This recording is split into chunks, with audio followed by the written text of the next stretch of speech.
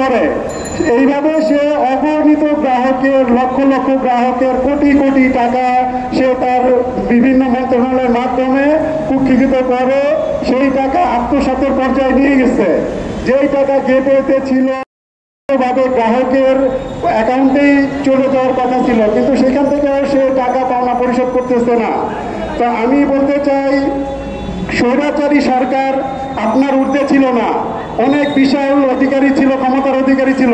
সেই সরকার, স্বৈরাচারী সরকার জনগণের বিরুদ্ধে যে টিকতে পারেনি। আপনি রাফেল সাহেব গ্রাহকের বিরুদ্ধে যে টিকতে পারবেন না।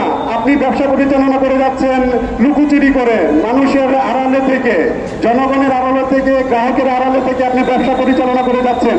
আপনি জনসম্মুখে আসতে পারেন না, এইভাবে ব্যবসা পরিচালনা করতে পারবেন না।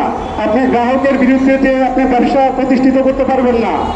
যেখানে স্বৈরাচারী সরকার জনগণের বিরুদ্ধে যে টিকতে পারেনি, আপনিও সাধারণ গ্রাহকের বিরুদ্ধে যে টিকতে পারবেন না।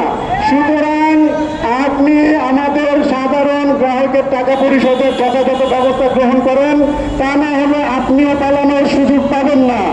আপনি সতর্ক হয়ে যান, আপনি যে প্রয়োজনীয় ব্যবস্থা গ্রহণ করুন। ধন্যবাদ।